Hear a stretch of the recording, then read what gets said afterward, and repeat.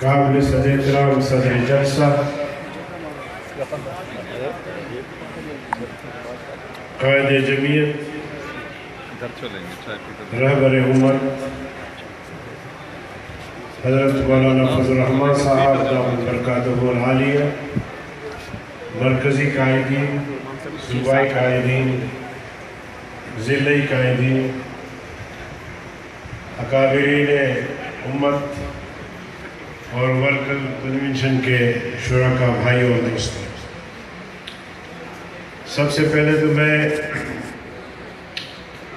ضلع سرگودا اور اس ڈویژن سے متعلق جو اضلاع ہیں، صوبائی جماعت، مقامی جماعت، ان سب کو اس عظیم الشان مرکز کنونشن کے انعقاد پر تہہ دل سے مبارکباد دیتا ہوں۔ میرے عزیز دوستو، اتنی بڑی کثیر تعداد میں اکابر علماء کرام کی شرکت اس بات کا مظہر ہے کہ پاکستان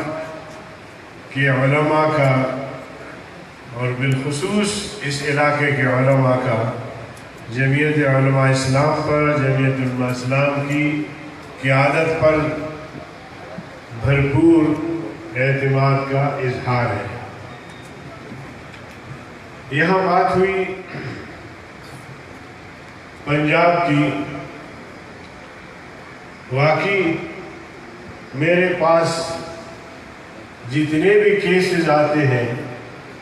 شیڈول 4 کے، وہ 99% پنجاب سے۔ علماء کرام کو شیڈول 4 میں جکڑ کے معلوم نہیں پنجاب حکومت کیا تاثر دینا چاہتی ہے۔ اسی طرح ہمارے جماعت کے امیر سید زکریا صاحب کہہ رہے تھے کہ جب سے ہم نے مفتی محمود کانفرنس کے انعقاد کا اعلان کیا ہے اور اس کے لیے ہم فیصل آباد میں گلی گلی مسجد مسجد جا رہے ہیں، تو اتنا ہی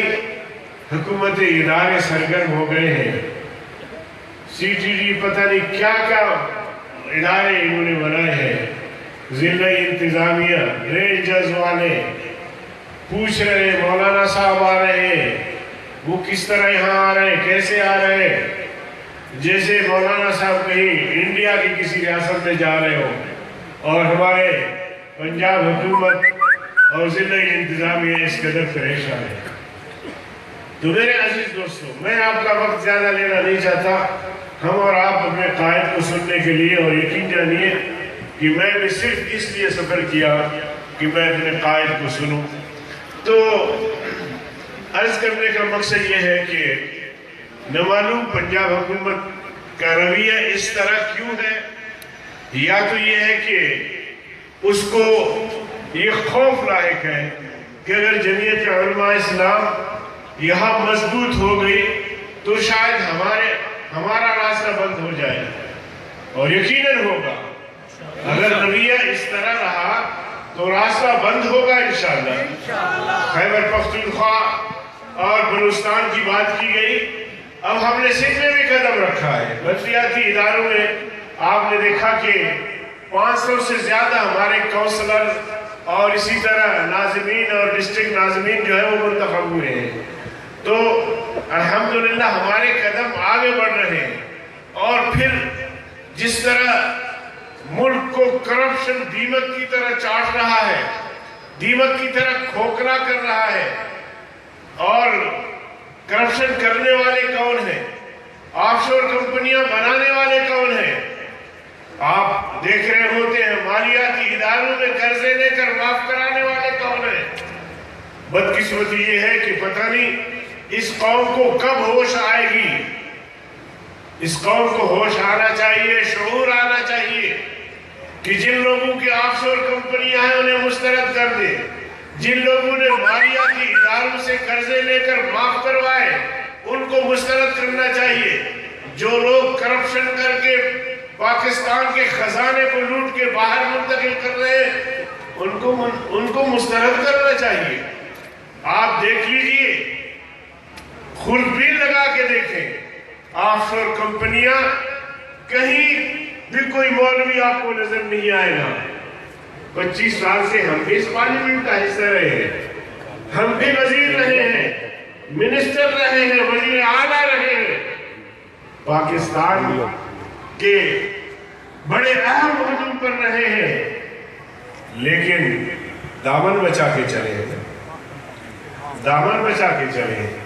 اور ہماری تربیت آپ حضرات نے ان اکابرین میں کی ہے، مدارس میں پڑھ کے، اور مدارس میں ہماری تربیت ہوئی، اور جناب ایچیسن سے فارغ التحصیل، کیمبرج اور آکسفورڈ یونیورسٹی سے فارغ التحصیل، ان کا کردار بھی دیکھیں، اور اکوڑا خٹک سے فارغ التحصیل میرے قائد کا کردار بھی دیکھیں۔ تو میرے عزیز دوستو، جمعیت علماء اسلام، قائد ملت اسلامیہ، اکابر علماء حق علماء دیوبند، نعرہ تکبیر۔ اور یہ لوگ ہمیں کہتے ہیں کہ جی یہ محب وطن نہیں ہے۔ اگر ہم محب وطن نہیں ہیں تو پھر پاکستان میں کوئی محب وطن نہیں ہو سکتا۔ ہم نے پاکستان بنایا، ہم نے آزادی کی تحریک چلائی، ہمارا خون شامل ہے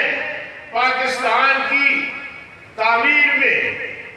پاکستان کی اس مٹی میں ہمارا خون شامل ہے۔ جو ہمیں کہتے ہیں کہ تم وفادار نہیں ہو، وہ تو کوئی پیش تو کر سکے، کوئی ایسا ثبوت دے سکے کہ ان کے آبا و اجداد نے قربانیاں دی، جن کے آبا و اجداد نے انگریز کی غلامی کو قبول کیا، ان کی بوٹ پالش کیے، سر اور نواب اور قوانین اور خاندان جو ہے وہ منصب حاصل کیے، وہ ہمیں کہتے ہیں کہ ہم محب وطن نہیں ہیں، یہ ہے محب وطن۔ میرے عزیز دوستو، ہم محب وطن ہیں،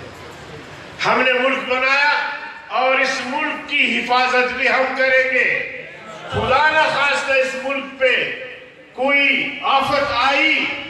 تو یہ آف شور کمپنی والے سارے کے سارے بھاگ جائیں گے۔ کوئی دبئی چلا جائے گا، کوئی سعودی چلا جائے گا، کوئی برطانیہ چلا جائے گا، کوئی امریکہ چلا جائے گا، کوئی سوئٹزرلینڈ چلا جائے گا، وہاں ان کی آف شور کمپنیاں بھی ہیں اور ان کے بلڈنگ اور مکانات اور بنگلے بھی ہیں۔ مولانا فضل الرحمن یہاں رہے گا، اس کی جماعت یہاں رہے گی۔ آج اگر انڈیا جنگی جنون اور مودی صاحب جو پاکستان کو دھمکیاں دے رہے ہیں، سب سے پہلے اس کا جواب میرے قائد نے دیا، میرے قائد نے دیا اس کا جواب کہ مودی صاحب، ہم اپنے ملک میں رہتے ہیں، حکمرانوں سے بھی اختلاف رہتا ہے، کہیں اداروں سے بھی رہتا ہے، لیکن آپ یقین کر لیں، آپ اس بات کو سمجھ لیں کہ جب وطن کی بات آئے گی تو پھر وطن کی دفاع کے لیے ہم سب متحد ہیں، اور ہم اپنے آرمی سے بھی آگے بڑھ کر اس وطن عزیز کی دفاع کریں گے۔ تو انشاءاللہ العظیم ہم اپنے وطن کے دفاع کے لیے بھی کمر بستہ ہے، اور انڈیا کو یہ سوچنا چاہیے کہ اس کا مقابلہ کس قوم سے ہونا ہے، کس مملکت سے ہونا ہے۔ پاکستانی قوم ایک ایٹمی قوم ہے، جذبہ جہاد سے سرشار قوم ہے، اور پاکستان کی آرمی ایٹمی صلاحیت کی حامل آرمی ہے، اور یہ بچنے کے لیے نہیں، شہید ہونے کے لیے، وطن کے دفاع کے لیے ماضی میں بھی لڑتے رہے، اب بھی لڑیں گے، اور انشاءاللہ قوم متفق ہے۔ اور جب بھی قوم عسکری قیادت کے پیچھے رہی ہے، ماضی میں بھی ہمیشہ ہماری حکومت کو، ہماری ریاست کو کامیابیاں حاصل ہوئی ہے، اور اب بھی انشاءاللہ अगर खुदा न खास्ता इंडिया ने और मोदी ने हिमाकत की और कश्मीरियों पे जो मजालिम हो रहे हैं, पूरी दुनिया खामोश है। ये इंसानी हुकूक के दावेदार ये इन मजालिम को नहीं देख रहे। इतनी जुल्म और जारहियत और बर्बरियत कि उनको छिरे वाले बंदूक से फायर करके उनके जवानों को, उनके बच्चों को, ख्वातीन को अंधा बनाने की कोशिश की जा रही है। तो ये सारे मजालिम और इन मजालिम को मेरे कायद ने जितना मुल्क में बैरूने मुल्क जाके मुख्तलिफ फोरम पे उजागर किया है, शायद किसी ने आज तक नहीं किया। बहरकैफ मैं पंजाब हुकूमत से ये कहना चाहूँगा कि न छेड़ मारंगा। देखिए, हम कोई आज के पैदावार नहीं है कि किसी के दबाव में आकर हम अपने मिशन से पीछे हटेंगे। आप हमारा माजी पढ़े, हमारी तारीख पढ़े, 200 साल पे मुहित हमारी जद्दोजहद है, उसको पढ़े तो अंदाजा हो जाएगा कि ये कौन लोग हैं और किस मिशन और किस तहरीक से इनका ताल्लुक है। तो हज़राए करम, इख्तिलाफात को ज़्यादा बढ़ाने की बजाय हमारे मदारिस और मसाजिद, जो हम समझते हैं कि हमारे अकायद और नज़रियात के हिफाजती दीवार है, उनको किसी तरह भी छेड़ने की कोशिश नहीं होनी चाहिए, वरना हालात खराब हो सकते हैं और उसकी जिम्मेदारी फिर पंजाब हुकूमत पर आयद होगी। तो इन कलिमात पे मैं अपनी बात ख़त्म करता हूँ और हमें और आपको अपने कायद को इत्मीनान से सुनना है। अल्लाह ताला हम सबका हामी नासिर हो। और मैं फिर आप सबको इस कामयाब कन्वेंशन पर के इनकार पर मैं मुबारकबाद पेश करता हूँ।